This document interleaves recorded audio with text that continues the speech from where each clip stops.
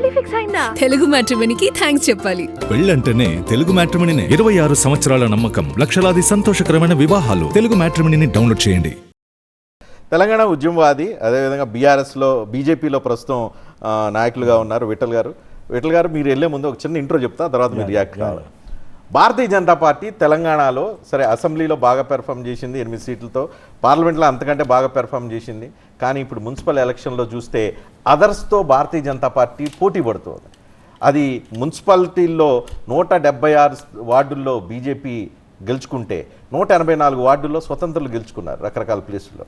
అదేవిధంగా కార్పొరేషన్లో చూస్తే కార్పొరేషన్ డివిజన్స్లో 14 చోట్ల 14 డివిజన్లో బీజేపీ ఓవరాల్గా తెలంగాణలో జరిగిన 7 కార్పొరేషన్లో 14 చోట్ల 14 డివిజన్లో బీజేపీ గెలుచుకుంటే 16 చోట్ల ఇతరులు గెలుచుకున్న పరిస్థితి కనిపిస్తుంది.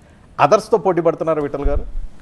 మీరు పోటీ పడాల్సింది కాంగ్రెస్తో, మీరు పోటీ పడాల్సింది బీఆర్ఎస్తో, కానీ ఇక్కడ అదర్స్తో పోటీ పడుతున్నారు. అదే కదండి, మీరు అన్న అదర్స్లో ఎంఐఎం ఉంది, సిపిఐ ఉంది, అదర్స్ అన్నావు, వాళ్ళతో పోటీ పడతారు. అన్ని కలిపితే మీరు ఒకటే అనే తరహాలు కనిపిస్తుంది. మీరు ప్రత్యామ్నాయం అనుకుంటున్నారు. మీరు ఇది ఈ రాష్ట్రంలో అధికారంలో ఎప్పటికైనా వస్తారని మీ నాయకులు చెప్తూ ఉన్నారు. మీరు పోటీ పడుతుంది ఇతరులతో, ఎంఐఎం, బీజేపీ. సాధారణంగా లోకల్ బాడీ ఎలక్షన్స్ మీకు బాగా తెలుసు, రాజకీయాల దగ్గర నేను తెలిసినా మీరు చెప్పాల్సిన వాళ్ళు మీరు కాబట్టి మీరు చెప్పండి. లోకల్ బాడీ ఎలక్షన్ సహజంగా ఏంటంటే అధికార పార్టీకి అనుకూలంగా ఉంటుంది.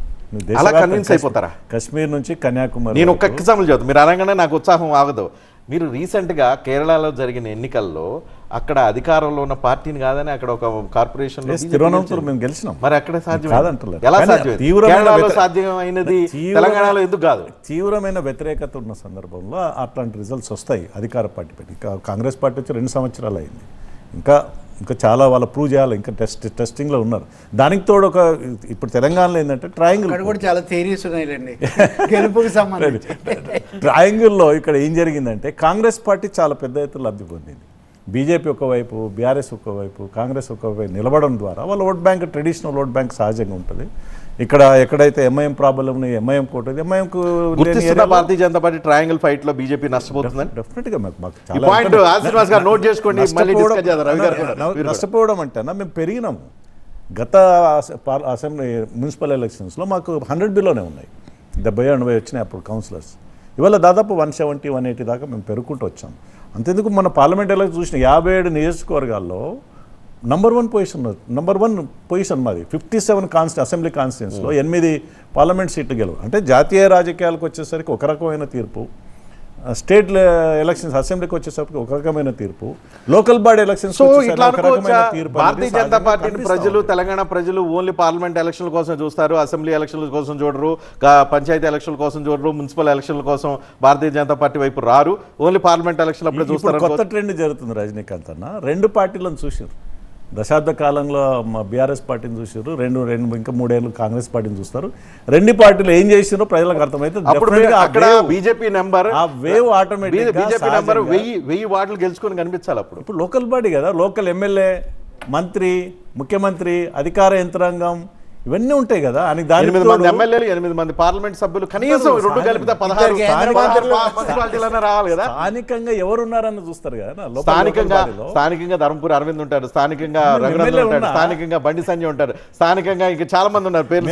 ఎమ్మెల్యే ఉన్నా లోకల్ గవర్నమెంట్ ఎవరు అనేది, రేపు ఎమ్మెల్యే, మంత్రి అధికారికంగా ఎవరి మీద ఆధారపడాల్సి వస్తుంది. సహజంగా ఇప్పుడు బీజేపీ నాయకులు కొన్ని సందర్భంలో బీజేపీలో లేని ఎలక్షన్స్ లో ఆ లెక్కన చూస్తే అసెంబ్లీలో ఎప్పుడు బీజేపీ గెలవనే వద్ది. అప్పుడు అట్లున్నదన్న, అది కాదన్న. ఒకటి గుర్తుపెట్టుకోండి, మరేంటి మీరు చెప్పండి. ఒకటి సార్, 8 అసెంబ్లీ గెలిచింది.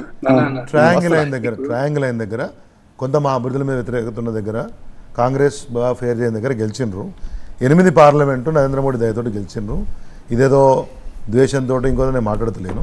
ఆ తర్వాత ఇప్పుడు ఎవరైతే ఇంతకుముందు అరవింద్ అసెంబ్లీ ఓడిపోయినాడు, సంజయ్ ఓడిపోయినాడు, కిషన్ రెడ్డి గారు పోటీ చేయలేదు వారి స్థానంలో, ఆయన మన దుబాక రఘునందన్ రావు గారు అసెంబ్లీలో ఓడిపోయినారు. పార్లమెంట్కి వచ్చేవరకు ఏమన్నా వేరే మీ ఇంతకుముందు లెక్కనే పార్లమెంట్లో నరేంద్ర మోదీ గారి ట్రయాంగిల్ ఫైట్ అంటున్నారు మీరు. అక్కడ వరకు ఆ ఒక్క అసెంబ్లీలో ఫర్ ఎగ్జాంపుల్ ట్రయాంగిల్ ఫైట్ తెలంగాణలోనా, ట్రయాంగిల్ ఫైట్ లో బీజేపీలోనా? బీజేపీలో ఉన్న ట్రయాంగిల్ ఫైట్ వల్ల ఈ నంబర్ వస్తుంది, తెలంగాణలో ట్రయాంగిల్ ఫైట్ వల్ల ఈ నంబర్ వస్తుంది. బీజేపీ గెలిచిన 8 అసెంబ్లీ సీట్లలో కొంత కాంగ్రెస్ ఫేర్ చేయలేదు, మా అభ్యర్థుల మీద కొంత వ్యతిరేకత ఉంటే అక్కడ గెలిచిన బాపతే తప్పితే ఆ తర్వాత వాళ్ళు సర్పంచ్ ఎలక్షన్స్లో కానివ్వండి, లేకపోతే ఇప్పుడు మున్సిపల్ ఎలక్షన్లో కానివ్వండి, ఇప్పుడు ఆర్మూర్ పరిస్థితి ఏంది, లేకపోతే మన ముధోల్ పరిస్థితి ఏంది అన్న ఎమ్మెల్యే గారు, అట్లా మొత్తం చూస్తే ఆదిలాబాద్ పరిస్థితి ఏంది. సో బేసికల్లీ అట్లా ఇప్పుడు బలం పెరిగిందని విఠల్ గారు అనుకుంటే దానికి ఏం చేయలేం. He has to support. So triangle fight అనే దాన్ని మీరు గుర్తించారా? ట్రయాంగిల్ ఫైట్ అని పూర్తిగా చెప్పాను 100%. కానీ కొద్దో గొప్ప అక్కడక్కడ ప్రభావం చూపించగలిగిన ఓటు అది ప్రతిపక్ష ఓటే చీల్తుంది కదా, దానివల్ల కొంత మేము అక్కడక్కడ ఇబ్బంది పడి ఉండొచ్చు. కానీ సో ఇంకా పూర్తి ముఖ్యమంత్రి స్థాయిలో ట్రయాంగిల్ ఫైట్ కావాలనుకుంటున్నారు, మీకు ట్రయాంగిల్ ఫైట్ వల్ల మీకు నష్టం జరుగుతుంది. తెలుగు మ్యాట్రిమోనీకి థ్యాంక్స్ చెప్పాలి. పెళ్ళంటేనే తెలుగు మ్యాట్రిమోనీనే. 26 సంవత్సరాల నమ్మకం, లక్షలాది సంతోషకరమైన వివాహాలు. తెలుగు మ్యాట్రిమోనీని డౌన్లోడ్ చేయండి.